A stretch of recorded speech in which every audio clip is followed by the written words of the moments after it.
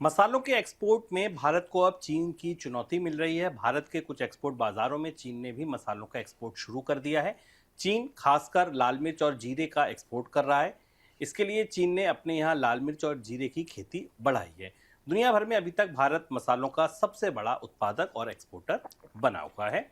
Sir, पहला सवाल यही होगा कि भारत के लिए निर्यात बाजार में चीन से चुनौती कहाँ बढ़ रही है? भारत के एक और बड़े गढ़ पर पूरी दुनिया के बाजार में भारत स्पाइसेस का सबसे बड़ा निर्यातक है। वहाँ चीन की बड़ी सख्त प्रतिस्पर्धा बनती दिख रही और दो अलग अलग कमोडिटीज़ ऐसी हैं जिनमें एक में भारत की स्थिति ज़्यादा कमज़ोर दिख रही है या भारतीय निर्यात ज़्यादा वनरेबल है, और दूसरी है जहाँ पर भी मजबूत स्थिति है लेकिन चुनौती बढ़ रही है। सबसे महत्वपूर्ण है मिर्च या चिली का। भारत दुनिया के बाजार में करीब 50% हिस्सेदारी रखता है। यहाँ से चिली का एक्सपोर्ट होता है। चीन सबसे करीबी प्रतिस्पर्धी है, पर जो दूसरा नंबर है वो बहुत पीछे है, यानी दूसरे स्थान का पे चीन काफ़ी पीछे है। भारत के निर्यात का आंकड़ा काफ़ी बड़ा है। मिर्च मूल्य के हिसाब से भारत सबसे बड़ा एक्सपोर्टर है और कुल मसाला निर्यात भारत से जितना होता है उसमें मिर्च 1/3 है। चीन खुद भारतीय मिर्च का बड़ा खरीदार है क्योंकि चीन में जिस तरीके की फूड इंडस्ट्री है उसको जो चिली की ज़रूरत है वो भारत से एक्सपोर्ट होती है। लेकिन अब अन्य बाज़ारों में चीन की जो मिर्च है वो भारतीय निर्यात के लिए बड़ी प्रतिस्पर्धा बन रही है क्योंकि ये भारत से सस्ती है। भारत का जो लाल मिर्च है, जो 2 किस्में हैं तेजा और 3.4 सन, इनकी कीमतें चीन से ज़्यादा है। ये एक ऐसा क्षेत्र है जहाँ पर चीन की प्रतिस्पर्धा आ रही है। लेकिन दूसरा ज़्यादा चिंताजनक है। दूसरा है क्यूमिन या जीरा। जीरा में चीन बड़ा एक्सपोर्टर बनकर उभरा है। दुनिया का दूसरा सबसे बड़ा निर्यातक है और शिनजियांग के इलाके से सबसे ज़्यादा निर्यात आता है। भारत करीब 2 से 3 लाख टन के आसपास का एक्सपोर्ट जीरे का हर साल करता है। चीन ने धीरे धीरे भारत के आसपास के बाजार, बांग्लादेश, यूएई, पाकिस्तान के बाजार अपने क्यूमिन से कब्जा कर लिए हैं और उनमें बड़े पैमाने पर चीन का भारत का क्यूमिन जाने लगा है। और चीन का जीरा भारत से सस्ता होता है, इसलिए अंतर्राष्ट्रीय बाजारों में भी चीन को इस पर बढ़त मिल रही है।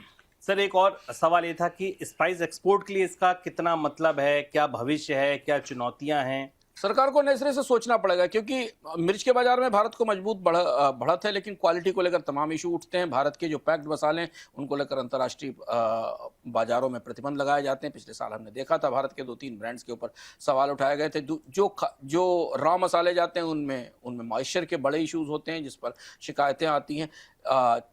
म्यांमार एक और बड़ा देश है जो उभर रहा है स्पाइसेस के बाजार में भारत को प्रतिस्पर्धा देने के लिए।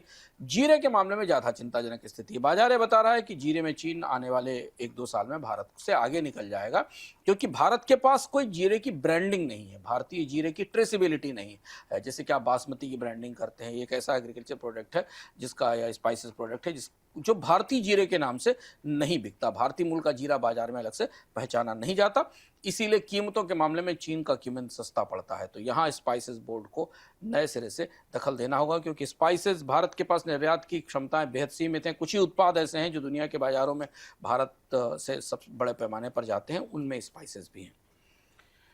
ईरान से ट्रेड पर 25% अमेरिकी टैरिफ का असर भारत से ईरान को होने वाले एक्सपोर्ट पर पड़ सकता है। ईरान भारतीय चावल और चाय का बड़ा खरीदार है। वित्त वर्ष 2025-26 में अप्रैल से अक्टूबर तक भारत से एक्सपोर्ट हुए करीब 36 लाख टन बासमती चावल में ईरान की हिस्सेदारी 15% से ज़्यादा रही है। वहीं दूसरी तरफ चाय का जितना एक्सपोर्ट होता है भारत से, उसमें ईरान की हिस्सेदारी लगभग 6% है। ऐसे में अमेरिकी टैरिफ की वजह से भारत का एक्सपोर्ट यहाँ भी प्रभावित हो सकता है। सर, मुश्किल समय में एक और खराब खबर भारत के लिए बड़ा झटका है। अभी तक कृषि निर्यात अमेरिकन टैरिफ से उतने प्रभावित नहीं थे क्योंकि कृषि निर्यातों के लिए मध्य पूर्व का बाजार काफ़ी बड़ा था। यहाँ बड़ा नुकसान हुआ है ईरान में। 2 तरीके के नुकसान निर्यातकों को हो रहे हैं। एक तो ये 25% का टैरिफ आ गया, इसके बाद बासमती और चाय दोनों का बड़ा एक्सपोर्ट होता था, उस पर बड़ा असर पड़ रहा है। और दूसरी बड़ी बात यह है कि जो राजनीतिक अस्थिरता वहाँ शुरू हुई, करेंसी जो डिवेल्यूएशन हुई, उसके बाद भारतीय निर्यातकों के 2000 करोड़ रुपए फंस गए हैं उस बाजार में क्योंकि उन्हें वो पेमेंट्स नहीं मिल पा रहे हैं जो उन्होंने पहले किए थे।